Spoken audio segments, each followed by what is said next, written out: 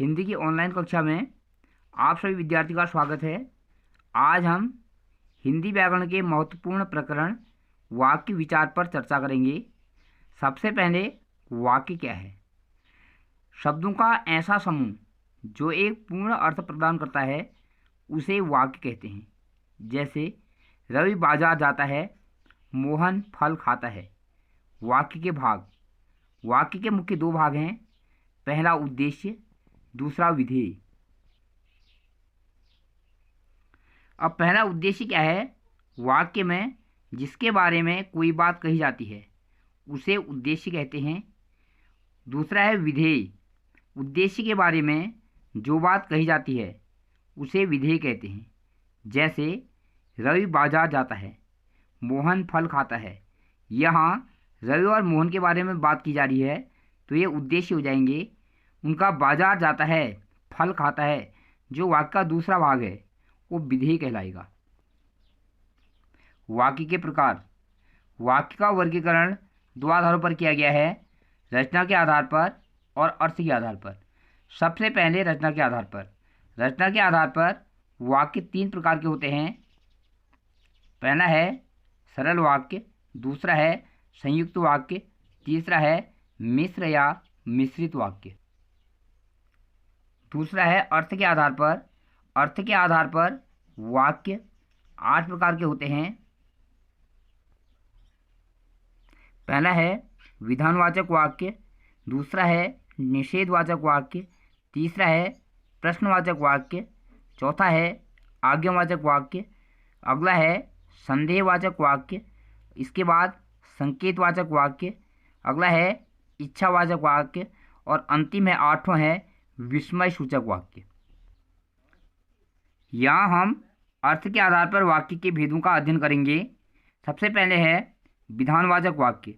वाक्य का वह रूप जिसमें किसी भी कार्य का सामान्य रूप से होना पाया जाता है या जो वास्तविक सत्य को दर्शाता है उसे विधानवाचक वाक्य कहते हैं। जैसे सूरज पूरब से निकलता है, ताजमहल आगरा में है। इसके बाद दूसरा है निषेधवाचक वाक्य। वाक्य का वह रूप जिसमें किसी कार्य का निषेध अर्थात न होना पाया जाता है उसे निषेधवाचक वाक्य कहते हैं। जैसे रवि विद्यालय नहीं जाता है, मोहन फल नहीं खाता है। इसके बाद अगला है प्रश्नवाचक वाक्य।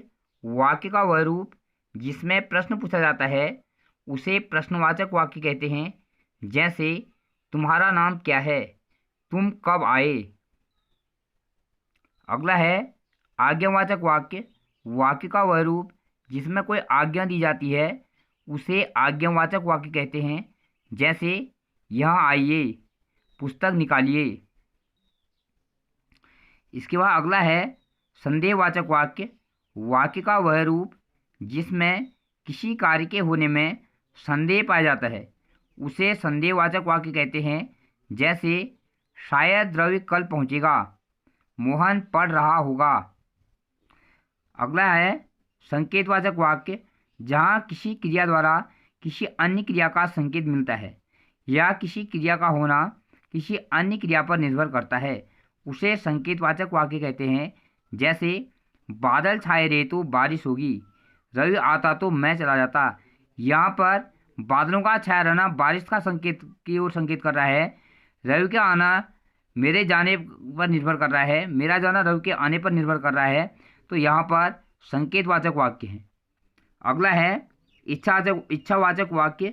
जहाँ कोई इच्छा या शुभकामना व्यक्त की जाती है उसे इच्छावाचक वाक्य कहते हैं। जैसे आपकी यात्रा मंगलमय हो, भगवान आपको लंबी उम्र दे। अगला अंतिम है विस्मय सूचक वाक्य। वाक्य का वह रूप जिसमें हर्ष, शोक, विस्मय या आश्चर्य जैसे भाव व्यक्त होते हैं उन्हें विस्मय सूचक वाक्य कहते हैं। जैसे वाह क्या दृश्य है, अरे यह क्या हुआ है। धन्यवाद।